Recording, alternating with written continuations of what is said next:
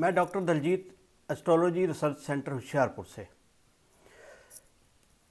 आजकल कोविड-19 का बहुत कहर चला हुआ है सारी दुनिया में। 163 देशों के लोगों को इसने अपनी चपेट में ले लिया है।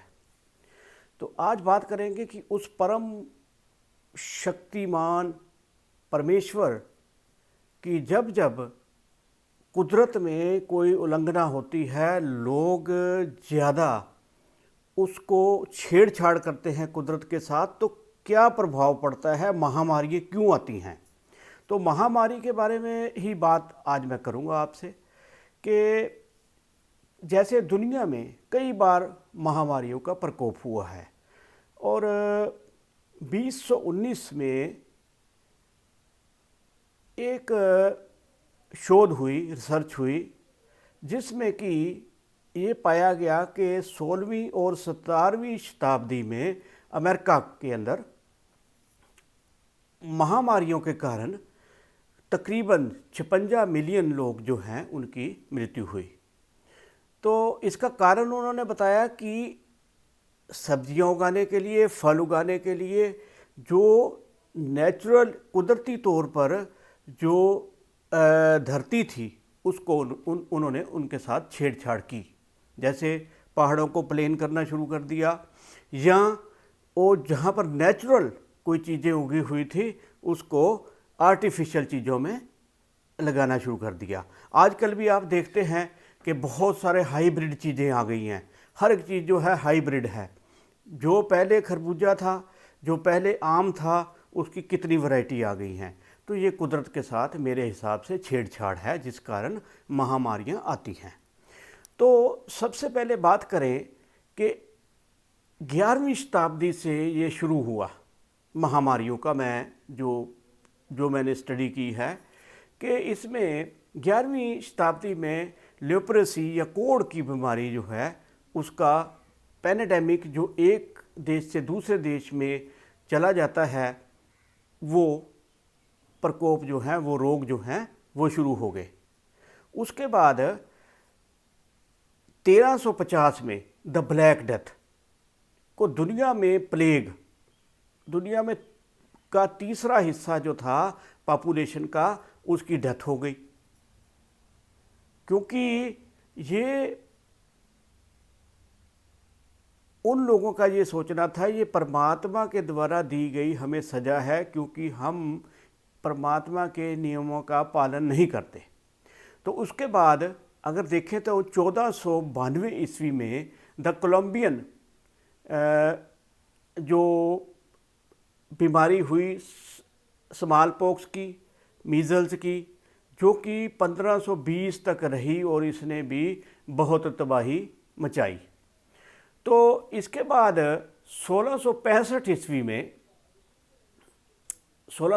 ईस्वी में द ग्रेट प्लेग लंदन के नाम से जानी जाने वाली महामारी शुरू हुई, जिसमें लंदन की 20% आबादी जो थी उसके ऊपर प्रभाव पड़ा और उसका जो था उनकी मृत्यु हो गई।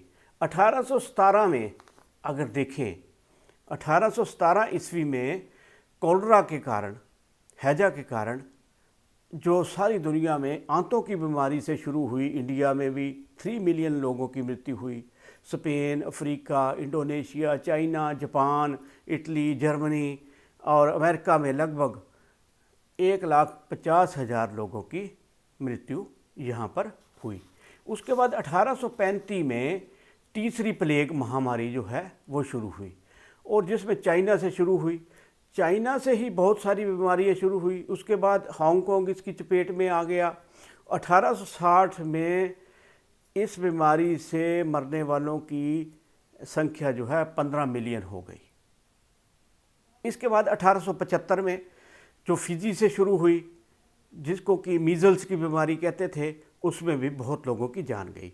1899 में रशिया से जो रशियन फ्लू जो फैला साइबेरिया में और कजाकिस्तान में, तो उसने भी 3,60,000 लोगों की जो है उसमें जो जान गई। तो इसके बाद जो दुनिया में पैंडेमिक जो है चलते रहे और दुनिया में महामारी जो है उसके कारण उसको साइंटिस्ट को समझ नहीं आता था। एक बीमारी ठीक करते थे, दूसरी हो जाती थी। 1918 ईस्वी में स्पेन में फ्लू फैला, जिसने कि 50 मिलियन लोगों को अपनी चपेट में ले लिया। 1957 में एशियन फ्लू हांगकांग से शुरू हुआ, जिसने कि बहुत अमेरिका में चला गया और देशों में चला गया। 1,16,000 कहते हैं इसमें मृत्यु हुई लोगों की। 1981 में HIV पॉजिटिव लोग बड़े पाए गए। कहते हैं कि अमेरिका में गे लोग जो कि आदमी के साथ जो है रहते हैं, उनके कारण ये माना जाता है कि ये बीमारी जो है फैली। मगर उसके बाद 2003 में सार्स बीमारी, जो कि चमगादड़ से, उसके बाद बिल्लियों से कहते हैं शुरू हुई, और चाइना में ये इसने भी कई देशों को अपनी चपेट में ले लिया। तो इसके बाद जो 2003 के बाद और भी बहुत सारी बीमारियां जो हैं वो फैली। तो अब कोविड-19 के बारे में बात करते हैं कि जो आजकल दुनिया में फैली हुई है।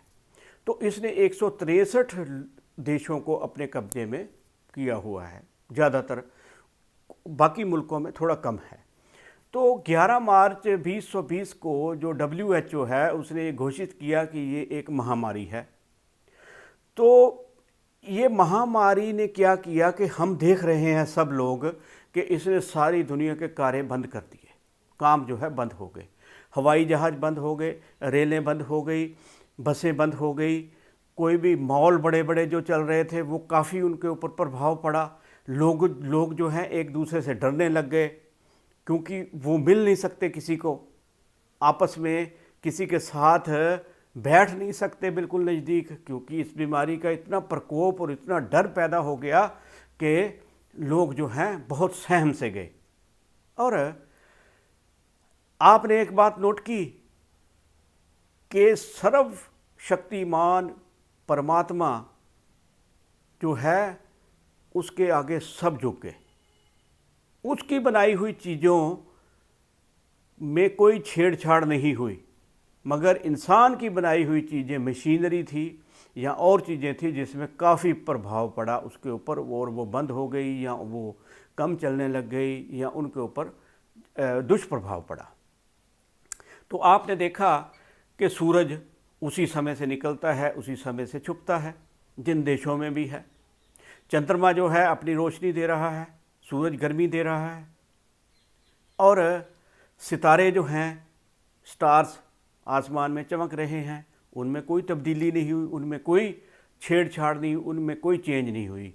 एक बात बहुत ही ज़रूरी है समझने वाली कि जो ऑक्सीजन हमें 24 घंटे मिलती है और जिसकी हमें ज़रूरत है, क्योंकि जिसके बिना इंसान, पशु पक्षी, पौधे कुछ मिनट या कुछ समय के बाद ख़त्म होने शुरू हो जाएंगे,